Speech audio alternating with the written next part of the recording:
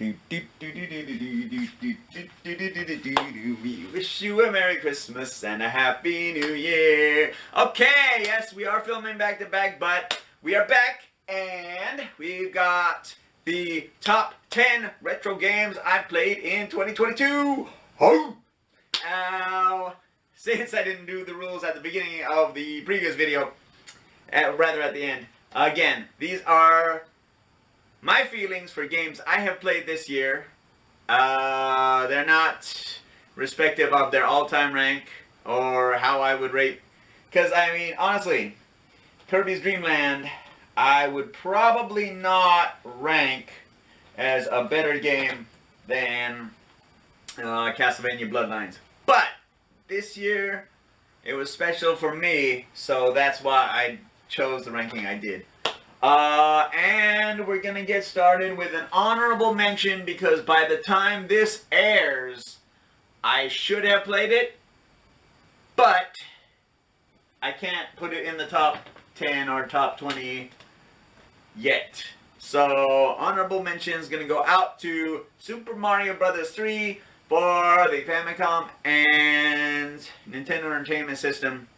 Because, you know, what more can you say about Mario 3 that hasn't been said?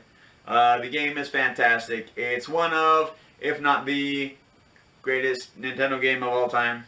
Not Nintendo game, but Nintendo Entertainment System, Famicom system game of all time. And, I mean, you know, what...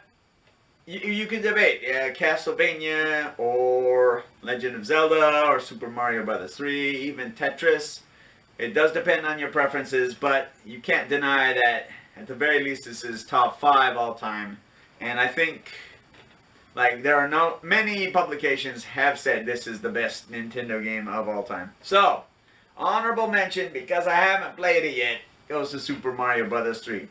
Now, 'tis the season to be jolly, and like we said, Kirby was one of the games that was going to eventually break my no more than 2 games rule limit, and I'll go with it. And when I expanded to 20 games, I immediately knew that this series, and you probably did too, but this series is going to make the top 10, or was going to get 3 entries. And we're starting off not with number 3, but Gradius 2, Gopher no Yabo, Gopher's Ambition, and this game blew me away. The graphics are fantastic. PC Engine does a fantastic job. It's on the Super CD-ROM here, and you'll see the pink side there. But, yeah, so it was so good, and then I played it, and I realized that Gradius 3 took so much from this game that it kind of lost a little bit of its nostalgic shine for me. But, I mean, don't get me wrong, I still love Gradius 3. But, Gradius 2 is the game, so... yeah, Gradius 2 comes in at my number 10 retro game of the year. And Konami, if you're watching, I'm still waiting for a Gradius collection to be announced. Hint, hint, nudge, nudge, wink, wink. And of course, Limited Run's probably going to do something for that, so let's go. Next up, Rockin' Music. 4 ships, 4 elements. It's just outstanding. It also has the purchasing power-up system present in UN Squadron, but not quite as easy to farm money. Although apparently there's a code where you can get a bunch of money at the start. But Lords of Thunder, Winds of Thunder in Japanese, this game was freaking awesome. Unfortunately, I couldn't get to beat it, but and I don't know why I didn't do it during cleanup. Attempted during cleanup, but fantastic game. This is a must play, must own. I think it's on the, what is it, the PC Engine Mini or TurboGrafx Mini, so you should definitely check it out. Winds of Thunder, Lords of Thunder, fantastic game, you're not going to be disappointed. And like we said, it is shooter heavy. Number 8 retro game of the year. None other than Musha Aleste. And I did go back and forth a little bit between 8 and 9 here, but at the end of the day, I did beat this, and I did not beat this one. And the power-up system is very interesting. You have to be really good to beat this. I will be honest, I used cheats, and even with cheats, the last stage is really hard. So you have to be good to get anywhere in the game, and you have to be even better to do it without codes. So if you beat this game legit, then props to you. If you beat it the way I did, then hey, you still accomplished a feat, because it's a bitch. Still, great graphics, great music. Mega Drive does not disappoint. I would not trade my Super Nintendo for a Genesis growing up, but sometimes I kind of wish I had both. And this is one of the games, and the Hyperstone Ice, and Castlevania Bloodlines Vampire Killer that really nailed that point home. And I'm sure that if you're the other way, you had a Genesis growing up, there's some Super Nintendo games that I'm sure you wish you could have played, or you had back in the day. But let me know in the comments. Number 8 game of the year, Musha. Number 7 retro game of the year. Another one I did not beat. Fantastic graphics. This is the evolution of the series, and they need to make a number 6. Gradius 5. And I'm pretty sure it was Cave that developed this. And Cave did some, or was it Treasure? Oh my god, here we go again, making the same mistake. Anyway, fantastic shooter. Difficult as hell. The boss rush showed up in stage 2, and I'm like, what the hell? Boss rush already? So yeah, this is a challenge. I think some people complain that it's a little short. I don't know, because I didn't get that far. But yeah, this is the evolution of what Gradius should have been. Gradius 4, on the other hand, was a complete disappointment. More of the same. Even after the good that was Gradius Gaiden. But yeah, Gradius 5, fantastic. It is the best looking Gradius game. And again, hopefully we get a Gradius collection soon, because that would be awesome. Number 6 retro game of the year. And we're gonna have to get some water at some point. But oh yo, Kirby Superstar Deluxe, or Kirby Superstar. It's Kirby Superstar. It's super deluxe here. But yeah, you cannot beat. This is value for money. You get 8 games. Granted, some are mini games, but you get the remake of Kirby's Dream Land. You get Dynablade Adventures. You get the Gourmet Race.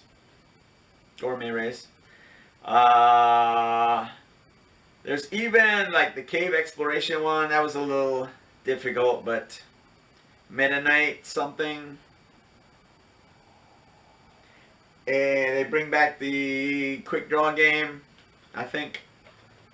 But yeah, fantastic. You can play this so many different ways.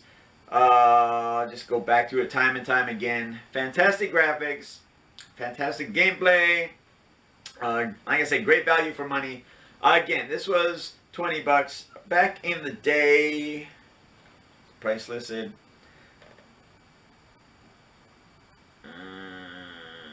No, but I mean, well, it came with a rebate for 4,000 yen off the system, apparently. But, yeah, no. Even at full price, this would have been great value for money. Well, it was great value for money. But, yeah, Kirby Superstar, or Kirby Super Deluxe. Number 6 retro game of the year. There we go. I got too many lists here. Moving on. There's just a few left. Number 5. Did you guess it? One of the more difficult ones, we've got Border Down for the Sega Dreamcast. I was determined to beat this, and yeah, you can build up enough credits to credit dump your way. Not that you want to do that, but if you want to learn the game, that's a good way to practice and keep playing the game. And what can I say? I mean, if you do credit dump your way to the end of any of these games, you will get better. Okay, so more experience with the game, and then you can keep going farther on the 1 credit, and eventually maybe you can 1 CC or whatever. But yeah, Border Down, fantastic game, fantastic graphics, one of the best shooters on Dreamcast in my opinion. Yeah, it is difficult as hell. Even the last boss, like, munched me. But we finally knocked it out during cleanup. And this is the number 5 Retro Game of the Year. Booyah! Moving on to number 4, and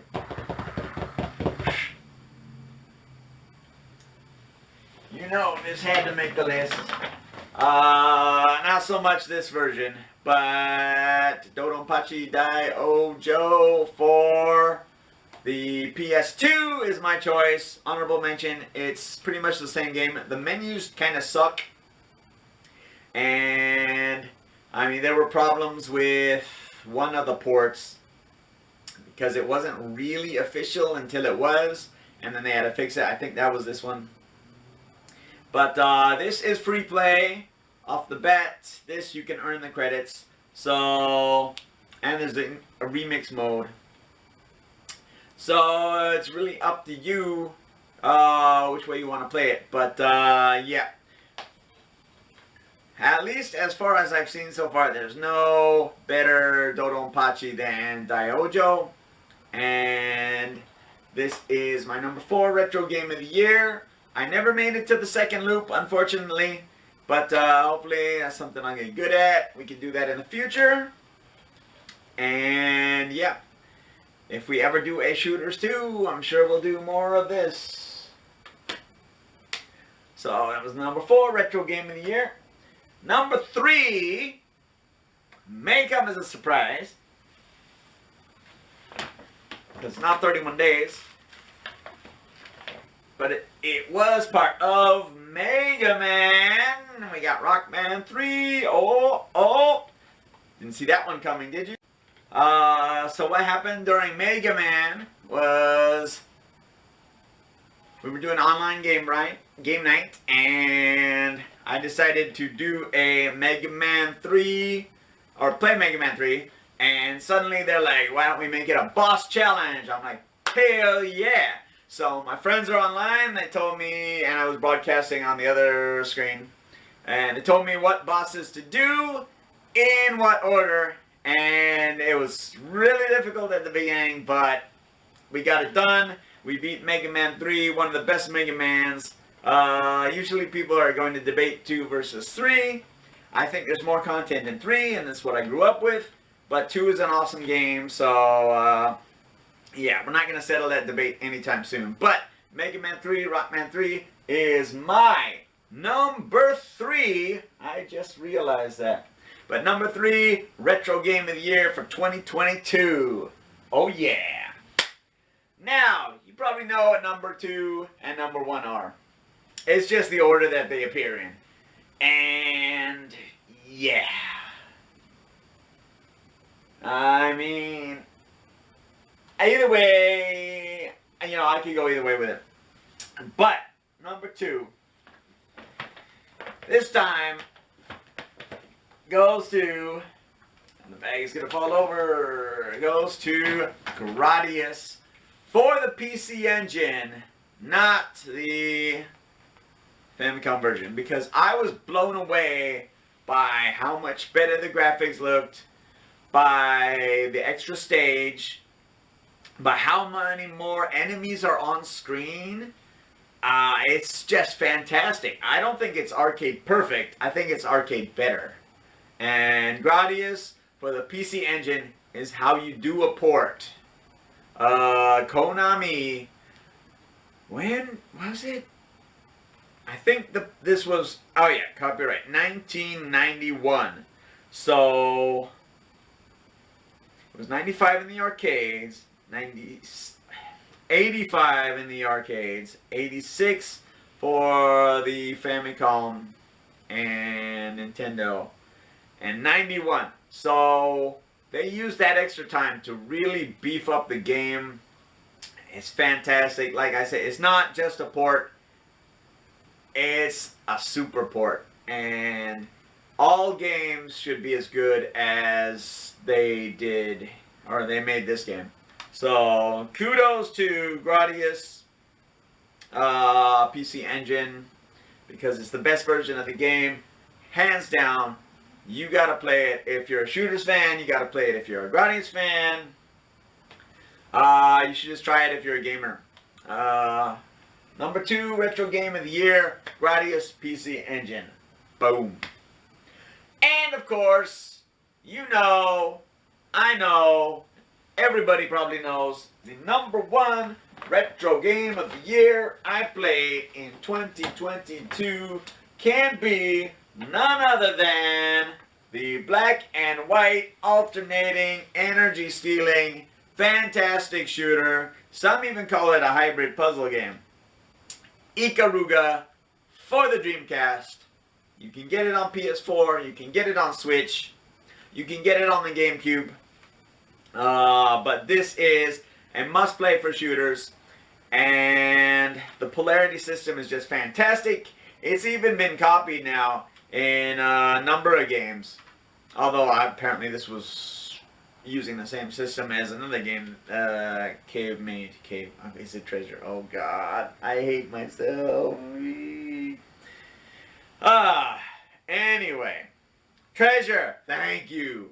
Okay, so Treasure made this. I'm not sure about Gradius 5, but